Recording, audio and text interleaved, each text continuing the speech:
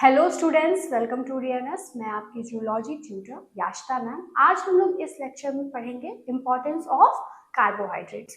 तो इससे पहले जो लेक्चर्स थे उसमें हम लोग कार्बोहाइड्रेट्स को पढ़ रहे थे कि कार्बोहाइड्रेट क्या होता है, उसका जो क्लासिफिकेशन है, उसके जो टाइप्स हैं वो क्या होते हैं। ठीक है, मोनोसेक्राइड क्या होता है, ओलिगोसेक्राइड क्या होता है, उसके अंदर उसके फर्दर जो डिविजन्स हैं वो कैसे हैं, उनके एग्जाम्पल्स को हम लोग बहुत अच्छे से पढ़े हैं। उसके बाद पॉलीसेक्राइड्स हम लोग पढ़े हैं, ठीक है, और फिशर प्रोजेक्शन और हार्वर्ड प्रोजेक्शन, ये सब चीजें हम लोग इससे पहले जितने लेक्चर्स हुए हैं उनमें हम लोग पढ़े हैं। ठीक है, तो कोई अगर ऐसा बच्चा है जो कि डायरेक्ट इस लेक्चर को देख रहा है तो ऐसा मत करिए, नहीं तो आपको ज्यादा चीजें समझ में नहीं आएंगी। ठीक है, अच्छे से फिर नहीं समझ में आएगा। तो आप पहले उन सारे लेक्चर्स को सीक्वेंस से अटेंड कर लीजिए, आपको समझ में आ जाएगा। ठीक है, और उसके बाद इस लेक्चर को आप पढ़िए जिसमें हम लोग पढ़ेंगे कि जो कार्बोहाइड्रेट्स है, ठीक है, कार्बोहाइड्रेट्स पता चल गया कि हाँ ठीक है, हाइड्रेट्स ऑफ कार्बन है, ठीक है, और इसमें एल्डिहाइड्स और कीटोनिक ग्रुप प्रेजेंट होते हैं, इनके जो टाइप्स हैं वो हैं। लेकिन बायोलॉजिकल सिग्निफिकेंस क्या है कार्बोहाइड्रेट्स का, ठीक है, अगर कोई चीज हम लोग पढ़ रहे हैं या फिर कोई चीज है जो कि बॉडी में अवेलेबल उसका होना जरूरी है, तो क्यों है, आखिर ऐसा क्यों है कि कार्बोहाइड्रेट को लेना जरूरी है। अगर उसे हम ना लें डाइट में, अगर वो हमारे बॉडी में ना रहे तो क्या दिक्कत आ सकती है। ठीक है, तो बायोलॉजिकल इंपॉर्टेंस कार्बोहाइड्रेट का बहुत ज्यादा है। कैसे है देखिए, जब हम लोग सारे एग्जाम्पल्स को डिस्कस कर रहे थे, किसमें, जब हम लोग जैसे मोनोसैक्राइड में ग्लूकोज को पढ़े थे, उसमें हम लोग क्या पढ़े थे कि ग्लूकोज जो है बहुत ही इंपॉर्टेंट कार्बोहाइड्रेट है। क्यों? क्योंकि इसको एनर्जी जनरेट के लिए, इससे हमारी जो बॉडी है एनर्जी को जनरेट करती है। ठीक है, और क्या बिना एनर्जी के कोई काम हो सकता है? कोई भी फिजियोलॉजिकल वर्क या फिर कोई भी मेटाबॉलिज्म जो कि बॉडी के अंदर हो रही है वो क्या बिना एनर्जी के हो पाएगा, बिना ग्लूकोज के हो पाएगा? नहीं। तो ये एक छोटा सा एग्जांपल था कि कैसे जो ग्लूकोज है वो बहुत ही ज्यादा इंपॉर्टेंट होता है। वैसे ही क्या क्या बायोलॉजिकल इंपॉर्टेंस है इन कार्बोहाइड्रेट्स का, वो हम लोग आज इस लेक्चर में डिस्कस करेंगे। ठीक है, तो चलिए स्टार्ट करते हैं। सबसे पहले अगर बात की जाए कि बायोलॉजिकल इंपॉर्टेंस ऑफ कार्बोहाइड्रेट्स की, तो जो कार्बोहाइड्रेट्स हैं वो बहुत ही ज्यादा इंपॉर्टेंट होते हैं बायोलॉजिकल प्रोसेसेस के लिए। ठीक है, कैसे होते हैं देखिए, जो कार्बोहाइड्रेट्स है उनकी बहुत ही ज्यादा रेंज है, बहुत सारे फंक्शंस में जो कि हमारे बॉडी के अंदर परफॉर्म होती हैं उनमें ये हेल्पफुल होते हैं। ठीक है, और ये क्या प्रोवाइड करता है, एक सिग्निफिकेंट फ्रैक्शन प्रोवाइड करता है dietary calories of the most of the organism. ठीक है, जो कार्बोहाइड्रेट्स है बहुत सारे ऑर्गेनिज्म में, ऐसा नहीं है कि सिर्फ और सिर्फ ह्यूमंस के डाइट में ही इसका होना इंपॉर्टेंट है। बहुत सारे ऑर्गेनिज्म, इनफैक्ट बहुत मैक्सिमम ऑर्गेनिज्म जो हैं, जितने भी ऑर्गेनिज्म हैं उनको कार्बोहाइड्रेट्स की जरूरत पड़ती है उनके डाइट में। क्यों ऐसा होता है? क्योंकि अगर ये कार्बोहाइड्रेट्स उनको ना मिले तो उनको बहुत सारी दिक्कतें हो सकती है। ठीक है, और one of the most important काम कार्बोहाइड्रेट का क्या है कि ये फ्यूल की तरह यूज होता है, ये एनर्जी को प्रोवाइड करता है उस ऑर्गेनिज्म में, ताकि वो ऑर्गेनिज्म दूसरे जो उसके फिजियोलॉजिकल फंक्शंस हैं उनको वो अच्छे से परफॉर्म कर सके। ठीक है, तो ये तो एकदम बेसिक सी बात थी। अब देखिए, acting as a storage form of energy in the body, जो कार्बोहाइड्रेट्स होता है वो क्या होता है कि बॉडी के अंदर स्टोरेज फॉर्म में वो यूज होता है। ऐसा क्यों होता है देखिए, जैसे जब हम लोग कार्बोहाइड्रेट्स को पढ़ रहे थे तो उसमें एक पॉलीसैकेराइड था जो कि क्या था, ग्लाइकोजन। ग्लाइकोजन जो है वो पॉलीसैकेराइड होता है, और किस चीज का पॉलीसैकेराइड होता है, ग्लूकोज का पॉलीसैकेराइड होता है, जो कि मोस्ट ऑफ द एनिमल्स में, ह्यूमंस में ये स्टोर्ड एनर्जी फॉर्म की तरह में प्रेजेंट होता है। ठीक है, तो ये जो ग्लाइकोजन है जो कि ग्लूकोज से मिलकर के बना हुआ है, एक पॉलीसैकेराइड है, और ये स्टोर्ड एनर्जी के फॉर्म में इसका यूज होता है। तो वही चीज यहाँ पे लिखी हुई है कि जो कार्बोहाइड्रेट्स होते हैं वो बहुत सारे ऑर्गेनिज्म में एक इंपॉर्टेंट सोर्स ऑफ कैलोरी होता है, ठीक है। इसको बर्न होने से क्या होता है, ये बर्न होता है और कैलोरी को जनरेट करता है ताकि बाकी के जो फिजियोलॉजिकल फंक्शंस हैं वो ऑर्गेनिज्म परफॉर्म कर सके। इसी तरह से जो कार्बोहाइड्रेट है ये जो है कुछ ऑर्गेनिज्म में, कुछ क्या मतलब सारे ही ऑर्गेनिज्म में स्टोरेज फॉर्म में भी प्रेजेंट होता है ताकि जब ये ऑर्गेनिज्म को एनर्जी की जरूरत पड़े तो ये जो है फॉर एग्जांपल ग्लाइकोजन उसको वो बर्न करे और उससे जो है कैलोरीज को जनरेट कर सके। वही चीज यहाँ पे लिखी हुई है। और क्या ये वर्क करता है, देखिए, serves as cell membrane component that mediate some forms of intercellular communication. ये जो कार्बोहाइड्रेट्स है वो ऐसे बहुत सारे टाइप्स होते हैं कार्बोहाइड्रेट्स के जो सेल मेम्ब्रेन है, ठीक है, उसमें जो है उनको बनाने में ये हेल्पफुल होता है। और ये सेल मेम्ब्रेन जो है जिसके अंदर कार्बोहाइड्रेट्स प्रेजेंट है ये उस ऑर्गेनिज्म में किस चीज के लिए हेल्पफुल होता है, इंटरसेलुलर कम्युनिकेशन के लिए हेल्पफुल होता है। एक सेल है, चारों तरफ उसके क्या प्रेजेंट है, प्लाज्मा मेम्ब्रेन या सेल मेम्ब्रेन। इस मेम्ब्रेन में कार्बोहाइड्रेट प्रेजेंट है और इसके बगल में भी एक और सेल है, ठीक है। अब ये दोनों सेल जब कम्युनिकेशन कर रहे हैं, इसी कम्युनिकेशन को क्या कहते हैं, इंटरसेलुलर कम्युनिकेशन। इस इंटरसेलुलर कम्युनिकेशन में भी कार्बोहाइड्रेट जो है वो हेल्पफुल होता है। वही चीज यहाँ पे लिखी हुई है। अब देखिए, जैसे कि कार्बोहाइड्रेट का एक और एग्जाम्पल है जो कि पॉलीसैकेराइड है, वो क्या होता है, सेलुलोज, ठीक है। प्लांट्स के सेल वॉल में क्या प्रेजेंट होता है, सेलुलोज प्रेजेंट होता है। ये सेलुलोज उस प्लांट सेल के लिए बहुत ज्यादा इंपॉर्टेंट होता है। क्यों, क्योंकि ये सेल वॉल में प्रेजेंट है, ये इसको हर तरह की जितनी भी कोई भी अगर कोई ऐसा कंडीशन है, एडवर्स कंडीशन है या फिर जो शेप मेंटेन है उस सेल का, उसमें ये क्या है, हेल्पफुल है। तो आखिर अगर सेलुलोज जो कि प्रेजेंट है सेल वॉल के अंदर और उसमें इतने सारे फंक्शंस में हेल्पफुल है, तो ये सेलुलोज है क्या, कार्बोहाइड्रेट्स है। तो यही जो है जितने भी, अगर आप पता है आपको कि सेलुलोज है, ठीक है, और क्या हो गया कि ग्लूकोज हो गया, फ्रक्टोज हो गया, सैक्रोज हो गया, ये सब क्या है, ये सब कार्बोहाइड्रेट्स के एग्जाम्पल्स हैं। अगर आपको इनके बारे में अच्छे से पता है, इनके जितने भी फंक्शंस हैं कि मान लीजिए ग्लूकोज का क्या फंक्शन है, फ्रक्टोज जो है उसका क्या इंपॉर्टेंस है, अगर सेलुलोज प्रेजेंट है प्लांट्स के सेल वॉल में तो उनका क्या इंपॉर्टेंस है, ये सब चीज अगर आपको पता है तो आप आसानी से, अगर एग्जाम में आया है या फिर कोई पूछा आपसे कि इंपॉर्टेंस क्या होता है कार्बोहाइड्रेट का, तो आप बता सकते हैं, ठीक है।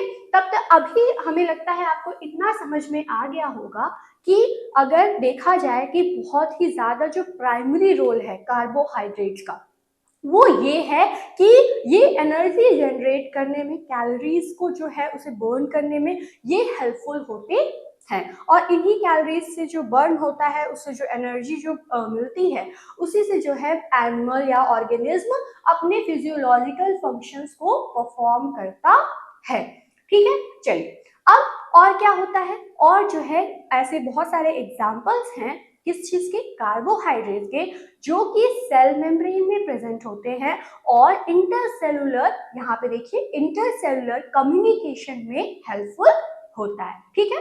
तो आई होप ये जो है आपको समझ में आ गया होगा।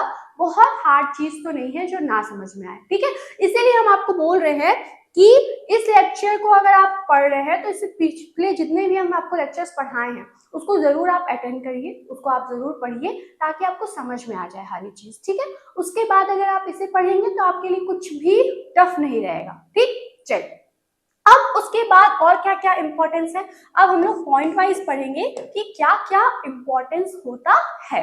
फॉर एग्जाम्पल ग्लूकोज से स्टार्ट करते हैं। ग्लूकोज क्या है, कार्बोहाइड्रेट का ही एक टाइप है, क्या है ये, मोनोसैकेराइड है, ठीक है। तो ग्लूकोज का क्या इंपॉर्टेंस होता है, ठीक। तो जो ग्लूकोज है वो एक बहुत ही इंपॉर्टेंट सोर्स ऑफ एनर्जी होता है एवरी ऑर्गेनिज्म में। जितने भी ऑर्गेनिज्म हैं उनमें एक इंपॉर्टेंट सोर्स ऑफ एनर्जी क्या है, ग्लूकोज है। हर ऑर्गेनिज्म में ये ग्लूकोज बहुत ही ज्यादा एसेंशियल है। किस चीज के लिए ये एसेंशियल है? क्योंकि ये फ्यूल की तरह वर्क करता है एरोबिक और एनएरोबिक सेलुलर रेस्पिरेशन में। ठीक है, अब देखिए एरोबिक और एनएरोबिक सेलुलर रेस्पिरेशन क्या होता है? जब रेस्पिरेशन ऑक्सीजन के प्रेजेंस में हो उसे क्या कहते हैं? Aerobic respiration. और जब रेस्पिरेशन ऑक्सीजन के प्रेजेंस में ना हो उसे एनएरोबिक रेस्पिरेशन कहते हैं। ठीक है, यूजुअली जो ह्यूमंस हैं उनमें क्या होता है? एरोबिक रेस्पिरेशन होता है। कभी कदार जब लैक्टिक एसिड फॉर्मेशन होता है, जब कभी क्रैम्प वगैरह आ जाए मसल्स में, जब ऑक्सीजन ना अवेलेबल हो उस समय जो है एनाएरोबिक रेस्पिरेशन होता है और लैक्टिक एसिड का फॉर्मेशन होता है। अभी वहां पे हम लोग नहीं जाते हैं। अभी हम लोग को इतना पढ़ना है, इतना समझना है कि जो ग्लूकोज होता है वो हर ऑर्गेनिज्म में एनर्जी का बहुत ही इंपॉर्टेंट सोर्स होता है। और ये एनर्जी प्रोवाइड कैसे करता है? एरोबिक और एनएरोबिक रेस्पिरेशन के थ्रू। ठीक है, चलिए अब अगर बात की जाए कि ग्लूकोज जो है वो प्लांट्स में कैसे स्टोर्ड होता है, तो जो प्लांट्स हैं उनमें ये ग्लूकोज पॉलीमर की तरह स्टोर होता है और यही पॉलीमर ऑफ ग्लूकोज, ठीक है, क्या है? Polymer of glucose which is present in plant is known as starch। तो जो प्लांट्स में ग्लूकोज जो है वो पॉलीमर फॉर्म करके स्टोर्ड होता है, ठीक है, और इसी पॉलीमर को क्या कहते हैं? स्टार्च कहते हैं। और ये स्टार्च जो है प्लांट्स के लिए बहुत ज्यादा हेल्पफुल होता है। वही चीज यहाँ पे लिखी हुई है कि जो पॉलीमर होता है प्लांट्स के अंदर, ठीक है, ये पॉलीमर क्या होता है? स्टार्च होता है जो कि ग्लूकोज से मिलकर बना हुआ होता है और प्लांट्स में एज अ फ्यूल यूज होता है।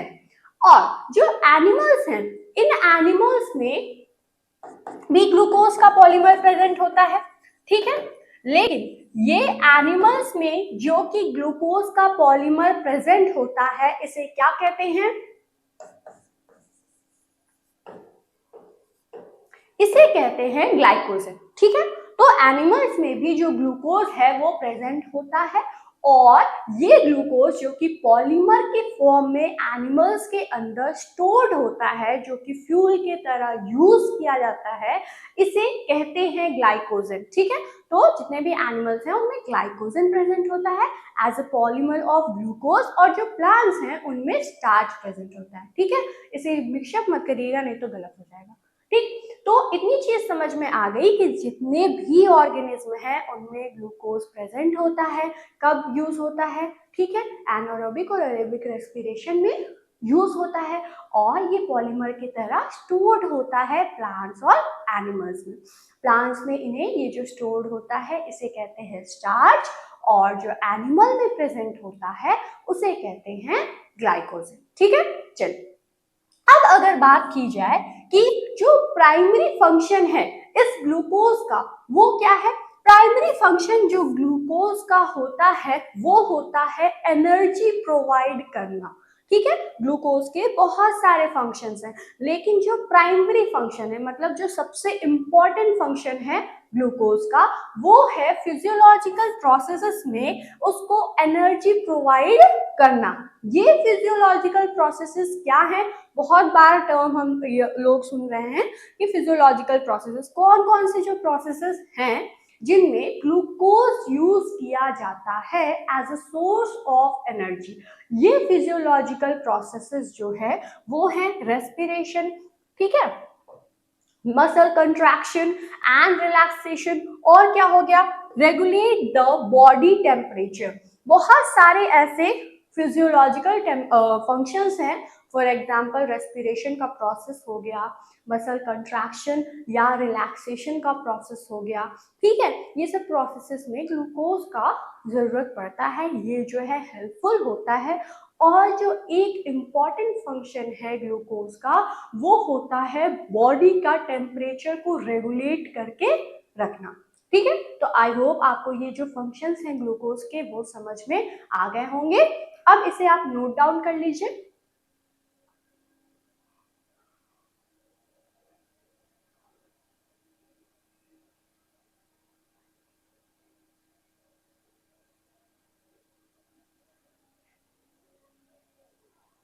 हो गया? चलिए, अब जो ग्लूकोज का एक और मोस्ट इंपॉर्टेंट फंक्शन है उसे अब हम लोग पढ़ेंगे। वो क्या है? देखिए, जो ब्रेन का न्यूरॉन होता है और जितने भी डेवलपिंग आरबीसीज होती हैं, आरबीसी मतलब क्या? Red blood cells, red blood corpuscles, ठीक है। तो जितने भी ये जो रेड ब्लड सेल्स हैं और ये जो ब्रेन का न्यूरॉन है, ठीक है, इन सभी को किस चीज की जरूरत पड़ती है? ग्लूकोज की जरूरत पड़ती है एनर्जी के लिए, ठीक है। तो जो न्यूरॉन है, ब्रेन का न्यूरॉन, उसको सबसे ज्यादा जरूरत होती है इन ग्लूकोज की, और जितने भी डेवलपिंग आरबीसीज हैं उन्हें भी जरूरत होती है किस चीज की?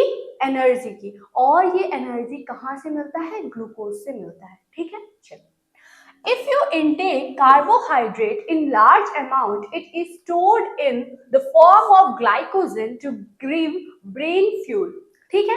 अब ये जो ब्रेन के जो न्यूरॉन्स हैं जिनको जरूरत पड़ रही है किस चीज की?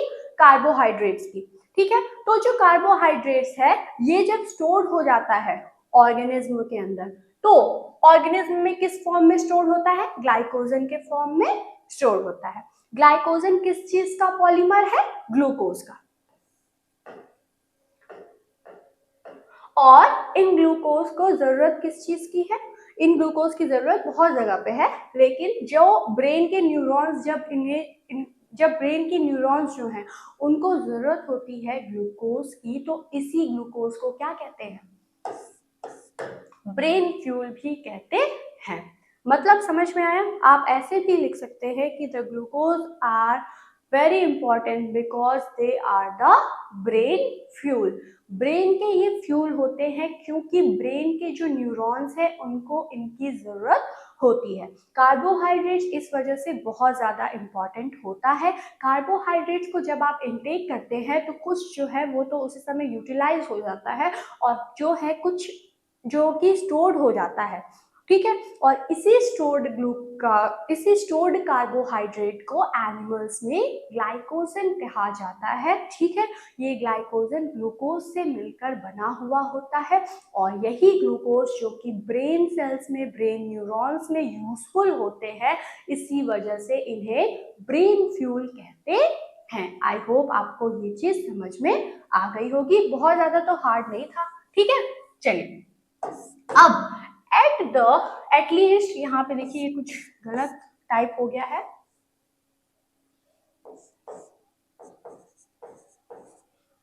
ठीक है। At least 200 to 300 grams of carbohydrates per day is required to a healthy person, ठीक है। तो हेल्दी पर्सन को 200 से लेके 300 ग्राम्स ऑफ कार्बोहाइड्रेट्स जो है वो डेली रिक्वायर्ड होते हैं, ठीक है। तो ये बेसिक नीड होता है किसी भी हेल्दी पर्सन का। अब अगर बात की जाए ग्लूकोज के बारे में, हम लोग बहुत कुछ जानने हैं, अब थोड़ा सा बात फ्रक्टोज के कर लिया जाए, ठीक है। बायोलॉजिकल इंपॉर्टेंस पढ़ रहे हैं हम लोग कार्बोहाइड्रेट्स का, तो कार्बोहाइड्रेट्स के हर टाइप को अगर हम लोग डिस्कस करें कि इसका ये इंपॉर्टेंस होता है, इसका ये इंपॉर्टेंस होता है, तो आप क्या करेंगे? आप पढ़ लेंगे क्या चीज? बायोलॉजिकल इंपॉर्टेंस ऑफ कार्बोहाइड्रेट्स, ठीक है। तो ग्लूकोज के बारे में तो हम लोग बहुत कुछ जान लिए। अब हम लोग पढ़ेंगे कि जो फ्रक्टोज होता है, जो कि एक कार्बोहाइड्रेट का बहुत ही इंपॉर्टेंट जो है एग्जाम्पल है, और ये फ्रक्टोज होता क्या है? मोनोसैकेराइड होता है। ये फ्रक्टोज जो है, जो कि कार्बोहाइड्रेट है, मोनोसैकेराइड है, इसका क्या इंपॉर्टेंस होता है? चलिए पढ़ते हैं। फ्रक्टोज जो है वो एक्सीलरेट करता है कार्बोहाइड्रेट का ऑक्सीडेशन, ठीक है। कार्बोहाइड्रेट जो है उसका ऑक्सीडेशन को ये एक्सीलरेट करता है आफ्टर मील। मतलब जो कार्बोहाइड्रेट आप लिए हैं मील के थ्रू, उसको ऑक्सीडेशन का जो फंक्शन है उनमें, वो फंक्शन परफॉर्म करने में कौन हेल्पफुल होता है? यही फ्रक्टोज हेल्पफुल होता है। In addition, emerging evidences suggest that fructose may also play role in the secretion of insulin and GLP-1. और जो फ्रक्टोज है वो और भी ऐसे जैसे कि हार्मोन्स हैं, फॉर एग्जाम्पल इंसुलिन, यहाँ पे देखिए इंसुलिन और GLP-1 के सिक्रीशन में भी हेल्पफुल होता है and in the maturation of preadipocytes to increase the fat storage capacity. तो जो फ्रक्टोज है, ठीक है, इसके बहुत सारे इंपॉर्टेंस होते हैं, बहुत सारे ऐसे बायोलॉजिकल फंक्शंस हैं जहाँ पे ये हेल्पफुल होता है। इसका एक फंक्शन ये है कि ये कार्बोहाइड्रेट के ऑक्सीडेशन में हेल्पफुल होता है, ठीक है, एक इंपॉर्टेंट फंक्शन हो गया। दूसरा इंपॉर्टेंट फंक्शन ये है कि ये हेल्पफुल होता है सिक्रीशन ऑफ इंसुलिन और GLP-1 के लिए, ताकि ये जो हार्मोन्स हैं ये अपने अपने फंक्शंस को परफॉर्म कर सके, ठीक है। चलिए, इंसुलिन किस चीज के लिए हेल्पफुल होता है?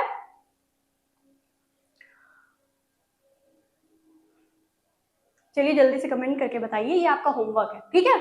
चलिए, अब जो तीसरी चीज है, ये जो फ्रक्टोज है ये हेल्पफुल होता है मैच्योरेशन में, किस चीज के? प्री एडिपोसाइट्स के लिए, ठीक है। तो जो प्री एडिपोसाइट्स है उनके मैच्योरेशन में भी ये फ्रक्टोज हेल्पफुल होता है, ताकि ये इंक्रीज कर सके किस चीज को? फैट स्टोरेज कैपेसिटी को इंक्रीज कर सके, ठीक है। तो जो फैट स्टोरेज कैपेसिटी है जो कि किसके वजह से होती है? इन्हीं प्री एडिपोसाइट्स की वजह से, इस चीज को इंक्रीज करने के लिए ये जो फ्रक्टोज है ये हेल्पफुल होता है, ठीक है। तो आई होप ये चीज आपको समझ में आ गई होगी। अब अगर बात की जाए कि जो प्लांट्स होते हैं, ठीक है, उनमें क्या होता है? प्लांट्स जो हैं उनमें सक्रोज प्रेजेंट होता है, ठीक है। सक्रोज होता है ओलिगोसैकराइड, मतलब सक्रोज एक क्या है? कार्बोहाइड्रेट है। प्लांट्स में सक्रोज प्रेजेंट होता है और ये जो सक्रोज है ये कैसे बनता है? ग्लूकोज और फ्रक्टोज जो है वो कंबाइन होके बनाते हैं सक्रोज को, जो कि प्लांट्स में बहुत ही ज्यादा हेल्पफुल होता है। तो ये जो सक्रोज है ये एक कार्बोहाइड्रेट है, ठीक है, जो कि क्या है? एक ओलिगोसैकराइड है। और ये सक्रोज किसकी वजह से बनता है? ग्लूकोज प्लस फ्रक्टोज, ठीक है। ग्लूकोज कैसे बना? ग्लूकोज जो है वो फोटोसिंथेसिस के थ्रू प्लांट्स के अंदर बना और फ्रक्टोज जो है वो उसमें प्रेजेंट था। ये फ्रक्टोज कंबाइन हुआ ग्लूकोज के साथ और प्लांट्स में बनाया सक्रोज, ठीक है। ये जो सक्रोज है जो कि एक क्या है? ओलिगोसैकराइड है, ये बहुत ही ज्यादा हेल्पफुल होता है प्लांट्स में। अब देखिए, जो produce by the photosynthesis to the light energy, ठीक है। अब ये जो प्लांट्स हैं उनमें सक्रोज बना है, कैसे सक्रोज बना है? ग्लूकोज और फ्रक्टोज के कॉम्बिनेशन से। और ये जो ग्लूकोज है ये प्लांट्स में कैसे बना है? फोटोसिंथेसिस के वजह से, ठीक है। चलिए, अब ये जो सक्रोज है ये प्लांट्स में कैसे हेल्पफुल होता है उसे पढ़ते हैं। जो सक्रोज है वो बहुत ही ज्यादा हेल्पफुल होता है प्लांट्स में, किस चीज के लिए? ट्रांसपोर्टेशन के लिए। ये ट्रांसपोर्ट करता है कार्बन को प्लांट्स के अंदर, ठीक है, और also act as storage for energy, ठीक है। तो जो सक्रोज जो कि प्लांट्स के अंदर बना है ये प्लांट्स में बहुत सारे फंक्शंस के लिए हेल्पफुल होता है। फॉर एग्जांपल, जो सक्रोज है वो ट्रांसपोर्ट करता है कार्बन को प्लांट्स के अंदर और ये सक्रोज एक स्टोर्ड एनर्जी फॉर्म की तरह प्लांट्स के अंदर प्रेजेंट होता है। जैसे अभी हम लोग बात कर रहे थे कि जो स्टार्च होता है, ठीक है,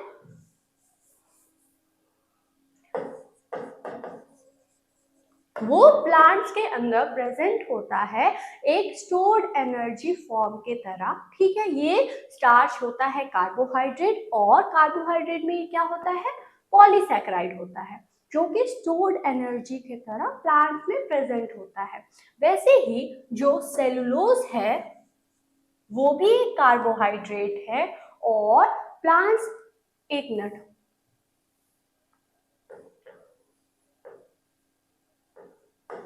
वैसे ही जो सक्रोज है वो भी प्लांट्स के अंदर प्रेजेंट होता है एज अ स्टोर्ड एनर्जी, लेकिन ये जो सक्रोज है ये क्या है, ये ओलिगोसैकेराइड होता है।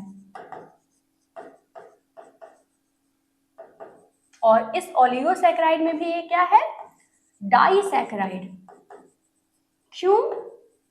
क्योंकि ये दो टाइप ऑफ कार्बोहाइड्रेट से मिलकर के बना हुआ है। पहला जो है वो ग्लूकोज है और जो दूसरा है वो है फ्रक्टोज। इसीलिए हम आपको कह रहे हैं कि अगर आपको इम्पोर्टेंस पढ़ना है तो पहले आप क्लासिफिकेशन टाइप्स ऑफ कार्बोहाइड्रेट पढ़ लीजिए, ताकि आपको अच्छे से समझ में आ जाए कि मोनोसैकेराइड क्या है, ओलिगोसैकेराइड क्या है, पॉलीसैकेराइड क्या है, कौन सा एग्जाम्पल किसके अंदर आता है, और अगर कोई ओलिगोसैकेराइड है तो उसके जो मोनोमर्स हैं फिर वो क्या है, अगर कोई पॉलीसैकेराइड है तो उसकी जो मोनोमेरिक यूनिट है वो क्या है। ठीक है, चलिए, तो आई होप आपको ये चीज समझ में आ गई होगी कि जो सक्रोज है प्लांट्स के अंदर एक ओलिगोसैकेराइड होता है। ओलिगोसैकेराइड में भी क्या, डाइसैकेराइड होता है, जो कि ग्लूकोज और फ्रक्टोज से मिलकर बना हुआ होता है। प्लांट्स में ये स्टोर्ड एनर्जी की तरह हेल्पफुल होता है। ठीक है, और ये ट्रांसपोर्ट ऑफ कार्बन के लिए भी हेल्पफुल होता है प्लांट्स के अंदर। अगर बात की जाए तो it is easily broken down back into fructose and glucose to be used for ATP production। अब ये जो है, जो कि ग्लूकोज और फ्रक्टोज से मिलकर बना हुआ है, जब आप सक्रोज का हाइड्रोलाइसिस कराएंगे, ठीक है, प्लांट्स में जब सक्रोज का हाइड्रोलाइसिस होता है तब ये ब्रेक डाउन हो जाता है अपने मोनोमेरिक यूनिट्स में, जो कि है ग्लूकोज और फ्रक्टोज, और फर्दर यही हेल्पफुल होता है, यही इसके जो मोनोमेरिक यूनिट्स हैं किस चीज में हेल्पफुल होते हैं, एटीपी प्रोडक्शन में हेल्पफुल होते हैं। तो आई होप आपको ये समझ में आ गया होगा कि सक्रोज कैसे बनता है, फिर हाइड्रोलाइसिस जब होती है तो क्या वो देता है, और एट लास्ट वो कैसे जो है एटीपी का प्रोडक्शन करता है प्लांट में, जो कि बहुत ही ज्यादा इम्पोर्टेंट होता है उसके अंदर फिजियोलॉजिकल फंक्शंस परफॉर्म कराने में। ठीक है, चलिए इसे नोट डाउन कर लीजिए आप।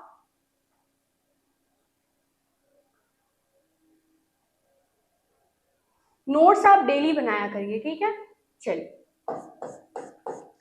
अब जो लैक्टोज के बारे में हम लोग पढ़ते हैं कि लैक्टोज क्या होता है। देखिए, जो लैक्टोज है वो कंपोज्ड होता है ग्लूकोज और गैक्टोज से। लैक्टोज भी क्या होता है, ओलिगोसैकेराइड होता है, और ओलिगोसैकेराइड में भी ये डाइसैकेराइड है, जो कि मिलकर के किस चीज से बना हुआ है, लैक्टोज जो है। जब आप इसकी हाइड्रोलाइसिस कराएंगे कौन सी एंजाइम से, लैक्टेज से, तो ये ब्रेक डाउन हो जाता है ग्लूकोज प्लस ग्लैक्टोज में।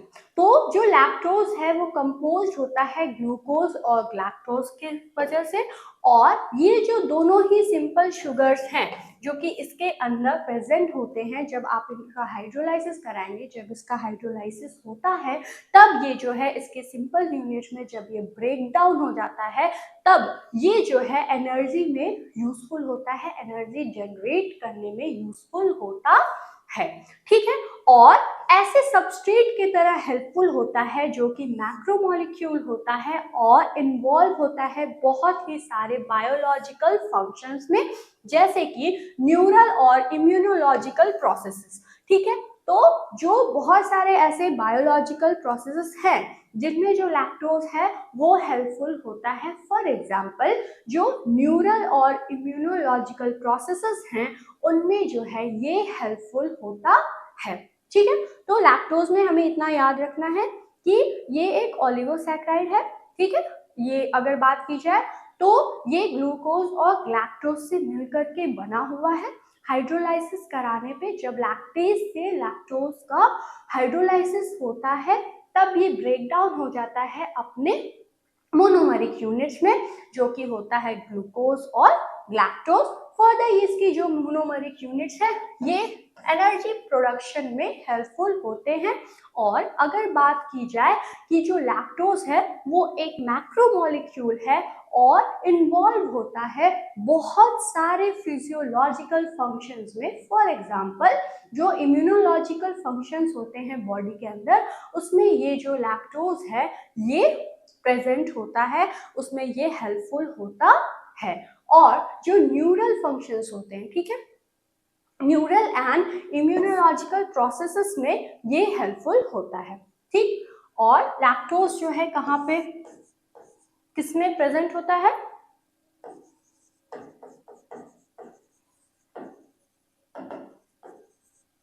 मिल्क ऑफ एनिमल्स, मिल्क में प्रेजेंट होता है। इसी वजह से जो लैक्टोज है इसको मिल्क शुगर कहते हैं। ये जो लैक्टोज है ये एनिमल ओरिजिन होता है, ठीक है, इसका जो ओरिजिन है वो एनिमल से ओरिजिनेटेड होता है। इससे पहले जो आप सक्रोज वगैरह पढ़ रहे थे वो क्या था? प्लांट ओरिजिनेटेड था, प्लांट्स में वो बन रहे थे, ठीक है। अगर बात की जाए लैक्टोज की तो ये जो है एनिमल ओरिजिनेटेड होता है, फाउंड होता है मिल्क के अंदर, एनिमल्स के मिल्क के अंदर प्रेजेंट होता है, ठीक है। और अगर बात की जाए इसी वजह से तो इसको जो है मिल्क शुगर भी कहते हैं।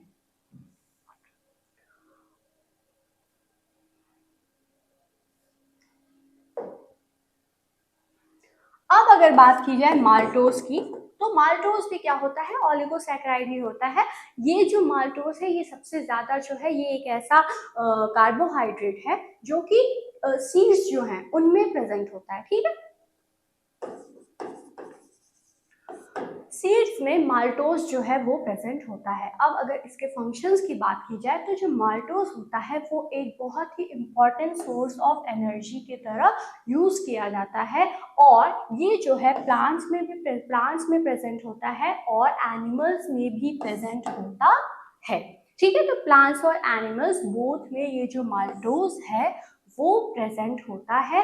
और मैच्योर प्लांट्स जो होते हैं वो माल्टोज को यूज करते हैं अर्ली एनर्जी के लिए, ठीक है। तो मतलब एनर्जी जो है उसके लिए जो प्लांट्स हैं ये इस माल्टोज को यूज करते हैं। Harvesting processes and seeds also use maltose for the energy needed to germinate and grow, ठीक है। तो जो प्लांट्स होते हैं, मैच्योर प्लांट्स होते हैं, वो क्या करते हैं? माल्टोज को यूज करते हैं किस चीज के लिए? एनर्जी के लिए, ठीक है। और बहुत सारे ऐसे प्रोसेसेस होते हैं जिनमें ये प्लांट्स जो है वो माल्टोज को यूज करते हैं। अभी हम जब आपको माल्टोज बता रहे थे तब ये बताए थे कि जैसे फॉर एग्जाम्पल कि जो ग्लूकोज है वो ग्रेप्स में पाया जाता है, ठीक है। लैक्टोज जो है वो मिल्क में पाया जाता है। वैसे ही जो माल्टोज है वो सबसे ज्यादा सीड्स के अंदर प्रेजेंट होता है। और जब ये अगर सीड्स में प्रेजेंट है तो इसका क्या इंपॉर्टेंट रोल होगा? सीड के जर्मिनेशन में ये बहुत ही ज्यादा, सीड्स में जो जर्मिनेशन की प्रोसेस होती है उसमें ये माल्टोज सबसे ज्यादा इम्पॉर्टेंट रोल परफॉर्म करता है, ठीक है।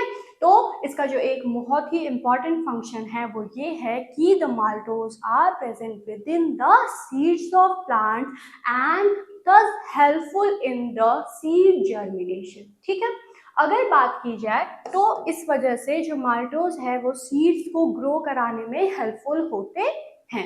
एनिमल्स में जो माल्टोज प्रेजेंट होते हैं वो क्या करते हैं? वो एक एज सोर्स ऑफ ग्लूकोज की तरह यूज किए जाते हैं। अभी हम लोग पढ़े थे कि जो माल्टोज होता है वो ऐसा नहीं है कि सिर्फ और सिर्फ प्लांट्स में ही प्रेजेंट हो, वो बोथ में प्रेजेंट होता है, बोथ में उसकी रिक्वायरमेंट होती है, बोथ प्लांट्स और एनिमल्स में। तो प्लांट्स में तो हम लोग समझ लिए कि जो प्लांट्स होते हैं उनमें डेवलपमेंट के लिए और भी प्रोसेसेस के लिए as a source of energy ये यूज होता है।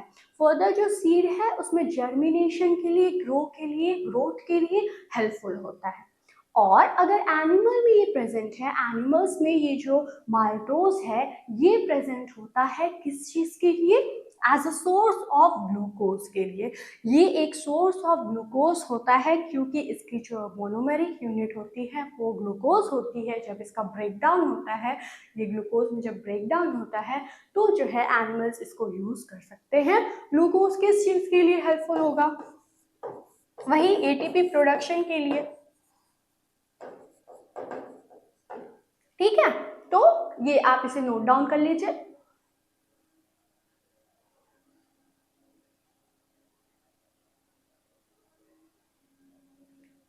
हो गया? चलिए,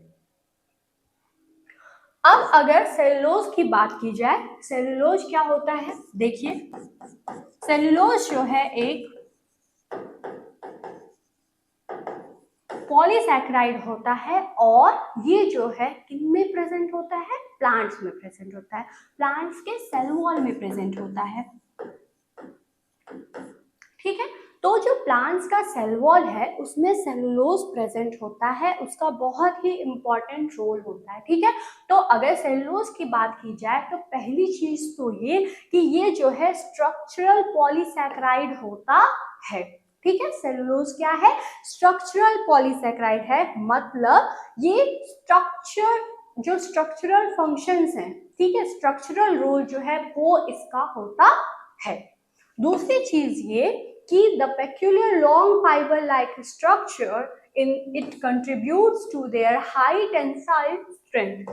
इसकी जो अगर सेलुलोज की बात की जाए तो ये जो है लॉन्ग फाइबर लाइक स्ट्रक्चर इसका होता है, और यही जो इसका स्ट्रक्चर होता है लॉन्ग फाइबर लाइक, इसी की वजह से इसकी जो टेंसाइल स्ट्रेंथ होती है वो बहुत ही ज़्यादा हाई होती है। इस वजह से ये जो है स्ट्रक्चरल रोल प्ले करने में बहुत ही ज़्यादा हेल्पफुल होता है। ठीक है, देखिए, due to high tensile strength, इसकी हाई टेंसाइल स्ट्रेंथ की वजह से ये जो है प्लांट्स के सेल वॉल में जो है प्रेजेंट होता है और ये प्रोवाइड करता है rigidity to the plant cell. ठीक है, तो रिजिडिटी मतलब क्या होता है?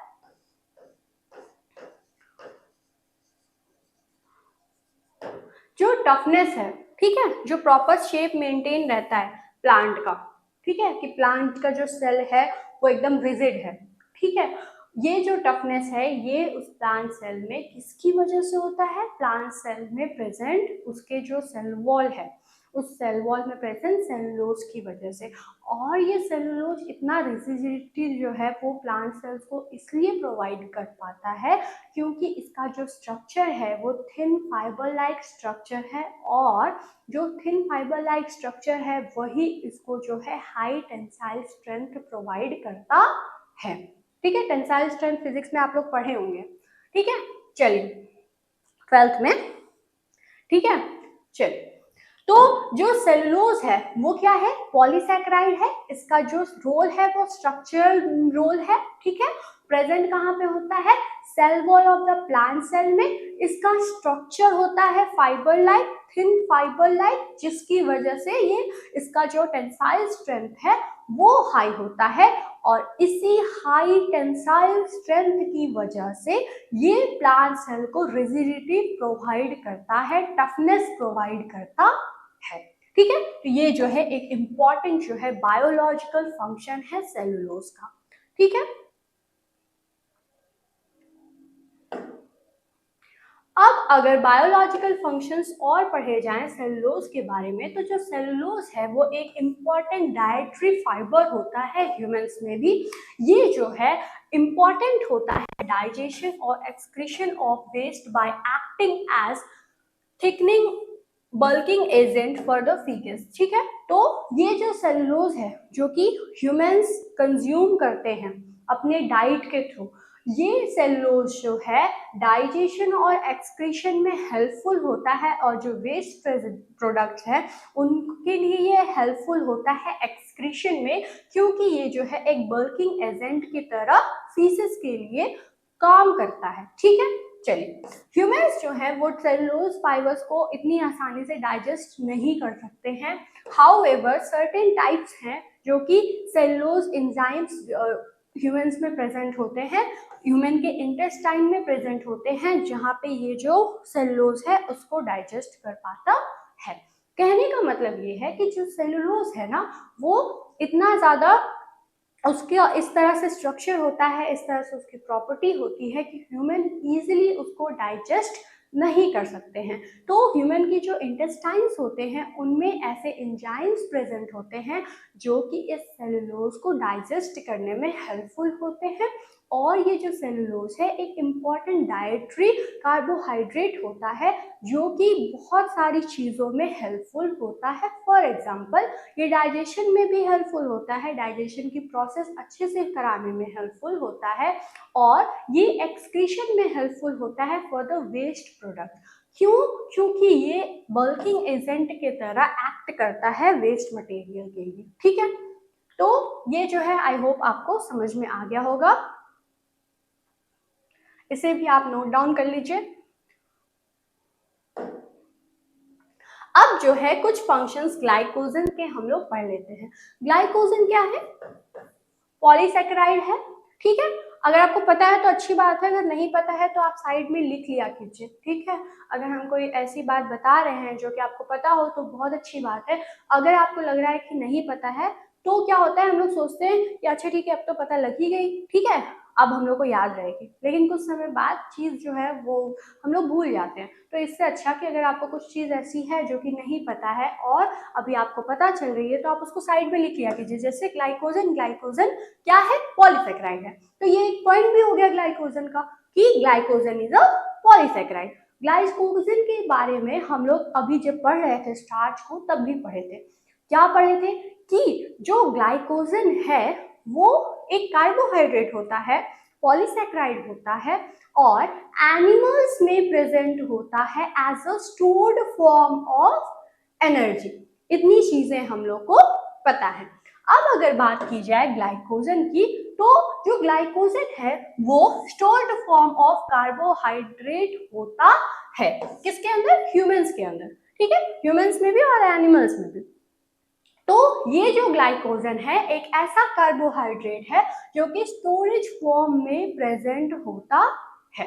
अगर इसकी मेजर साइड स्टोरेज की देखी जाए कि ये जो ग्लाइकोजन है जिसे हम लोग कह रहे हैं कि ये स्टोरेज फॉर्म में प्रेजेंट होता है, स्टोर्ड फॉर्म में प्रेजेंट होता है, तो जो मेजर साइट्स है, मेजर एरियाज है जहाँ पे ये प्रेजेंट होता है स्टोरेज फॉर्म में, वो होता है लिवर एंड द मसल्स। ठीक है, तो जो लिवर होता है और जो मसल्स होते हैं उनमें ये प्रेजेंट होता है।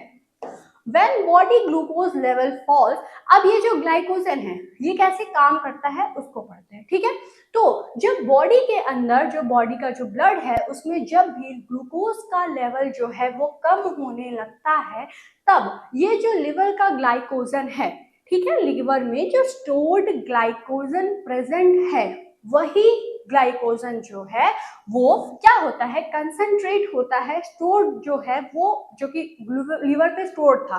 ठीक है, अब ये जो है इसकी जो है सप्लाई होना शुरू होता है और ये टूटता है, हाइड्रोलाइज होता है किनमें? ग्लूकोज 1 फॉस्फेट में, जो कि कन्वर्ट होता है ग्लूकोज में। ठीक है, पहले ग्लूकोज 1 फॉस्फेट में और उसके बाद जो है ग्लूकोज में ये कन्वर्ट होता है ताकि ये ब्लड की जो ग्लूकोज का लेवल है उसको मेंटेन कर सके। ठीक है, तो सिंपली इतना हमें समझना है कि जो ग्लाइकोजन है वो स्टोर्ड एनर्जी की तरह प्रेजेंट होता है, स्टोर्ड कार्बोहाइड्रेट की तरह प्रेजेंट होता है। कहाँ पे प्रेजेंट होता है? लिवर में और मसल्स में। जब कभी भी बॉडी में ग्लूकोज का लेवल कम होता है, तब जब ब्लड में ग्लूकोज का लेवल कम हुआ तब ये जो ग्लाइकोजन प्रेजेंट है लिवर में वहां से जो है इसका हाइड्रोलाइसिस या ब्रेकडाउन होना शुरू होता है, जिसमें ये जो ग्लाइकोजन है पहले बनता है ग्लूकोज, यहाँ पे देखिए ग्लूकोज 1 फॉस्फेट में, और फर्दर ये ब्रेकडाउन होता है, कन्वर्ट होता है ग्लूकोज में, और फिर जो है वो ग्लूकोज की सप्लाई फिर से नॉर्मल हो जाती है ब्लड के अंदर। तो इस तरह से जो ग्लाइकोजन है वो हेल्पफुल होता है। ये एक इम्पॉर्टेंट बायोलॉजिकल फंक्शन है ग्लाइकोजन का कि कैसे ये ग्लूकोज के लेवल को मेंटेन करके रखता है। बहुत ज़्यादा तो डिटेल में हमें पढ़ना नहीं है, इस वजह से इतना आप लोग जानते रहिए कि क्या इम्पॉर्टेंट फंक्शन होता है ग्लाइकोजन का। ठीक है, चलिए हो गया। अब देखिए जितने भी और भी, अब ये सब तो हम लोग क्या था पॉइंट वाइज पढ़ते गए कि अगर ग्लूकोज प्रेजेंट है तो उसका क्या इंपॉर्टेंट फंक्शन है, माल्टोज प्रेजेंट है तो उसका क्या इंपॉर्टेंट फंक्शन है। तो अभी तक हम लोग बहुत जितने भी टाइप्स थे, ठीक है, उस जितने एग्जाम्पल्स थे उसके जो टाइप्स थे कार्बोहाइड्रेट्स के, उनके थ्रू हम लोग ये पढ़े कि क्या अगर माल्टोज प्रेजेंट है तो किस चीज में हेल्पफुल है, लैक्टोज प्रेजेंट है तो किस चीज में हेल्पफुल है। तो ये सब जो है एग्जाम्पल के थ्रू हम लोग समझते रहे कि बायोलॉजिकल फंक्शन क्या होता है कार्बोहाइड्रेट का। अब जो है ओवरऑल फंक्शन जो है कार्बोहाइड्रेट का वो क्या होता है बॉडी के अंदर, वो हम लोग पढ़ेंगे, ठीक है। तो जितने लिविंग ऑर्गेनिज्म है उनमें ये जो कार्बोहाइड्रेट प्रेजेंट होता है ये एनर्जी की तरह हेल्पफुल होता है जितने भी उसमें सेलुलर रिएक्शंस होते हैं उनमें, ठीक है। तो अभी तक जितना हम लोग पढ़े हैं उसको ओवरऑल कंक्लूजन में हम लोग को पढ़ना है, ठीक है, कि हम लोग आखिर समझे क्या कि बायोलॉजिकल फंक्शन होता क्या है कार्बोहाइड्रेट्स का। तो पहली चीज जो कि समझ में आई है वो ये है कि जितने भी कार्बोहाइड्रेट्स प्रेजेंट होते हैं, ठीक है, कार्बोहाइड्रेट जो कि हर ऑर्गेनिज्म में प्रेजेंट है, हर लिविंग ऑर्गेनिज्म में प्रेजेंट है, वो किस चीज के लिए हेल्पफुल होता है, हेल्पफुल होता है एज अ फ्यूल की तरह। क्यों? क्योंकि ये सेलुलर जितने रिएक्शंस हैं, सेलुलर फंक्शंस हैं, उनमें ये हेल्पफुल होता है। अगर बात की जाए कि जो कार्बोहाइड्रेट्स हैं वो बहुत ही ज्यादा मोस्ट अबंडेंट, अबंडेंट मतलब सबसे ज्यादा, बहुत ज्यादा, ठीक है। तो ये जो कार्बोहाइड्रेट है वो ऐसा डाइटरी सोर्स है जो कि डाइट में सबसे ज्यादा प्रेजेंट होता है और यूज किया जाता है as a source of energy के लिए, ठीक है। यहाँ पे देखिए लिखा हुआ है फॉर ऑल लिविंग ऑर्गेनिज्म में ये जो है as a source of energy के लिए यूज किया जाता है। तो जो कार्बोहाइड्रेट्स है अगर इसकी बात की जाए तो ये एक चीप एनर्जी सोर्स है सारे ही एनिमल्स में, सारे ही लिविंग ऑर्गेनिज्म में, और ये जो है एक इंस्टेंट सोर्स होता है एनर्जी का, ठीक है। इंस्टेंट मतलब क्या, जल्दी, ठीक है, तुरंत अगर हम लोग को चाहिए, जैसे अगर कमजोरी हो रही है तो क्या होता है कि अरे ठीक है गर्मी का मौसम आ गया कमजोरी हो गई तो ग्लूकोज जो है ग्लूकोज पानी पियो, ठीक है। तो ग्लूकोज क्या है, ग्लूकोज एक सोर्स ऑफ एनर्जी है कि तुरंत हम लोग पिएंगे और फिर क्या होगा बॉडी में ग्लूकोज जाएगा और वो एनर्जी को जनरेट करेगा, फिर जो कमजोरी है वो नहीं लगेगी ना। तो ये जो कार्बोहाइड्रेट है वो सोर्स ऑफ एनर्जी तो है ही, साथ ही में ये इंस्टेंट सोर्स ऑफ एनर्जी है कि अगर हमें एनर्जी की जरूरत है तो तुरंत अगर चाहिए तो कार्बोहाइड्रेट जो है उसमें उसमें भी क्या ग्लूकोज, वो बहुत ही ज्यादा इंस्टेंट सोर्स ऑफ एनर्जी होता है। वही चीज यहाँ पे लिखी है, ये जो ग्लूकोज है वो ब्रेक हो जाता है किसके वजह से, ग्लाइकोलाइसिस की प्रोसेस की वजह से, और ब्रेक होने के बाद ग्लाइकोलाइसिस या क्रेब्स साइकिल के थ्रू ये जो है जब ब्रेक होता है तब ये किसमें कन्वर्ट होता है, एटीपी में कन्वर्ट होता है और बॉडी के अंदर एटीपी को जनरेट करता है, एनर्जी को जनरेट करता है। अगर बात की जाए तो जो एनर्जी के जो स्टोर्स हैं, ठीक है, फ्यूल या फिर मेटाबॉलिक इंटरमीडिएट्स जो हैं वो क्या है, इनके तरह ये सर्व होता है। मतलब जो कार्बोहाइड्रेट्स हैं as a source of energy की तरह भी यूज होते हैं, फ्यूल की तरह भी यूज होते हैं, और जितने मेटाबॉलिक इंटरमीडिएट जो हैं उनके तरह भी ये सर्व होते हैं। और ये जो स्टोर्ड ग्लाइकोजन है वो किनमें अगर बात की जाए कि जो स्टोर्ड कार्बोहाइड्रेट है प्लांट्स और एनिमल्स में वो कौन होते हैं, तो अगर एनिमल्स की बात की जाए तो एनिमल्स में स्टोर्ड कार्बोहाइड्रेट ग्लाइकोजन होता है, और जो प्लांट्स हैं उनमें स्टोर्ड कार्बोहाइड्रेट कौन होता है, स्टार्च होता है, ठीक है। तो ये ओवरऑल कंक्लूजन था कि कैसे जो है कार्बोहाइड्रेट्स हेल्पफुल होता है बायोलॉजिकल फंक्शंस में। अब देखिए जितने भी स्टोर्ड कार्बोहाइड्रेट होते हैं वो क्या होते हैं, एनर्जी के सोर्स होते हैं, ठीक है। प्रोटीन तो होता ही है, साथ ही में जो इन कंपैरिजन टू प्रोटीन जो कार्बोहाइड्रेट्स होता है वो ज्यादा जो है स्टोर्ड फॉर्म ऑफ एनर्जी की तरह एनिमल्स में या प्लांट्स में हेल्पफुल होता है। अब अगर बात की जाए कि जो कार्बोहाइड्रेट्स है, अभी तक तो हम लोग इतना जान लिए कि एनर्जी के लिए ये इंपॉर्टेंट होता है, ठीक है, और क्या है, फ्यूल की तरह ये वर्क कर रहा है। स्टोर्ड फॉर्म में ये हेल्पफुल होता है। स्टोर्ड फॉर्म में भी कैसे, प्लांट्स में जो है ये स्टार्च की तरह और एनिमल्स में ग्लाइकोजन की तरह, ठीक है। चलिए, अब अगर बात की जाए तो सिर्फ एनर्जी का ही काम नहीं है इसमें ठीक है, मतलब जो कार्बोहाइड्रेट्स है वो सिर्फ और सिर्फ बॉडी को या लिविंग ऑर्गेनिज्म को एनर्जी ही नहीं प्रोवाइड करता है, और भी बहुत सारा इसका रोल होता है। क्या क्या, देखिए, ये जो है स्ट्रक्चरल और प्रोटेक्टिव कंपोनेंट की तरह भी लिविंग ऑर्गेनिज्म में प्रेजेंट होता है। कैसे, जो सेल वॉल है प्लांट्स का वो किस चीज से मिलकर बना हुआ है, सेलुलोज से। ये सेलुलोज है क्या, कार्बोहाइड्रेट, और ये सेलुलोज जो है जो कि प्लांट के अंदर प्रेजेंट होता है वो स्ट्रक्चरल रोल में, प्रोटेक्टिव रोल में हेल्पफुल होता है। इस वजह से हम लोग कह सकते हैं कि जो कार्बोहाइड्रेट्स होते हैं उनका एक इम्पॉर्टेंट रोल ये भी है कि ये लिविंग ऑर्गेनिज्म में प्रेजेंट होता है।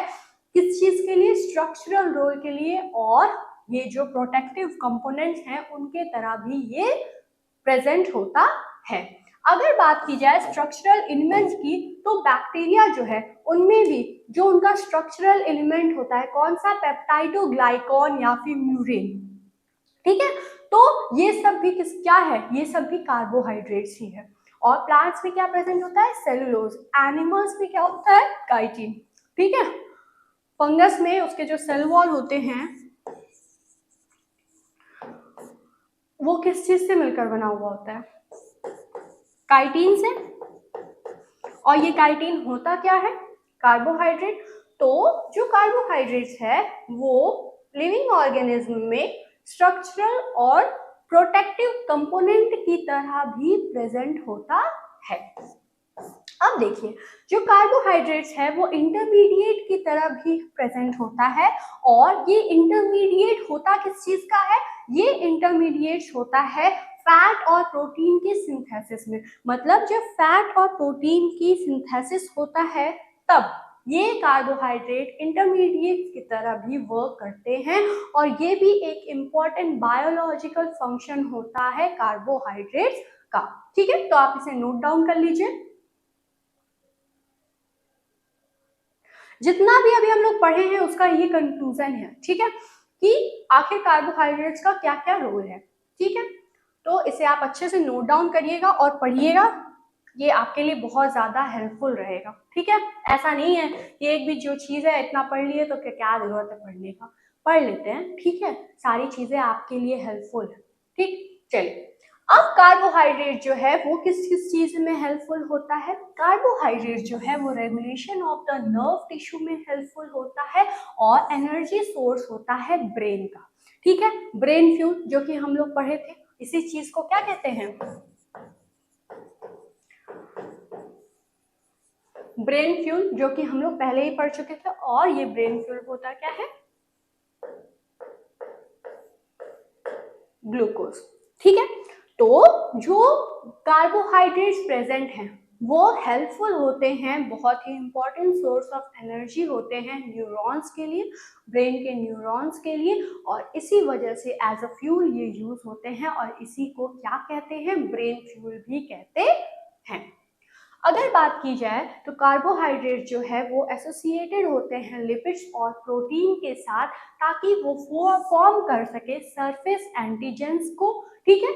और ये जो एंटीजेंस की तरह भी वर्क करते हैं, रिसेप्टर मॉलिक्यूल की तरह भी वर्क करते हैं, ठीक है, और एंटीबायोटिक्स की तरह भी हेल्पफुल होते हैं। मतलब जो कार्बोहाइड्रेट्स होते हैं वो लिपिड्स और प्रोटीन्स के साथ एसोसिएट होकर के मिल करके क्या चीजें फॉर्म करते हैं, बहुत सारी चीजें ऐसी हैं, जैसे कि फॉर एग्जांपल सरफेस एंटीजन हो गया, या फिर रिसेप्टर हो गया, एंटीबॉडीज हो गई, ये सब चीज को ये फॉर्म करते हैं, जो कि बॉडी में किस चीज के लिए हेल्पफुल होता है, इम्यूनोलॉजिकल फंक्शंस में हेल्पफुल होता है, बॉडी को प्रोटेक्ट करने में हेल्पफुल होता है।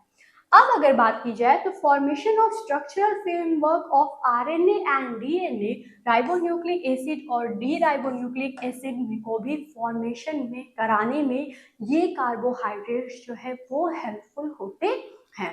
अभी इसको ये आपको नहीं पढ़ना है डिटेल में कि कैसे ये हेल्पफुल होता है, अभी के लिए आप इतना ही जानते रहिए कि डीएनए और आरएनए को बनने में भी ये हेल्पफुल होते हैं। ठीक है, इनको बनाने में भी कार्बोहाइड्रेट्स का एक इम्पॉर्टेंट रोल होता है, ये भी एक इम्पॉर्टेंट बायोलॉजिकल फंक्शन होता है कार्बोहाइड्रेट का। ठीक है, चलिए अब ये जो कार्बोहाइड्रेट्स हैं ये लिंक होते हैं बहुत सारे लिपिड और प्रोटीन्स के साथ, और ऐसे ही कार्बोहाइड्रेट्स जो कि लिपिड्स और प्रोटीन्स के साथ लिंक्ड होते हैं, एसोसिएटेड होते हैं, ये इम्पॉर्टेंट होते हैं किस चीज के लिए?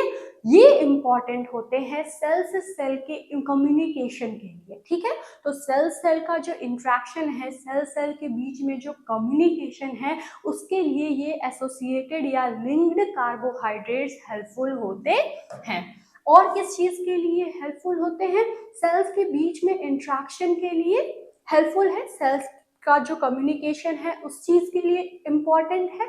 और ऐसे एलिमेंट्स होते हैं जो कि क्या करते हैं, other elements in the cellular environment. ठीक है, तो जो सेलुलर इन्वायरमेंट में बहुत सारे ऐसे फंक्शंस हैं जो कि कम्युनिकेशन का हो गया, इंट्रैक्शन का हो गया, ये सब फंक्शन जो है ये एसोसिएटेड कार्बन मतलब ऐसे कार्बन जो कि लिपिड और प्रोटीन एक मिनट, एसोसिएटेड कार्बोहाइड्रेट। ठीक है, एसोसिएटेड हम कार्बन बोले हमें लग रहा है।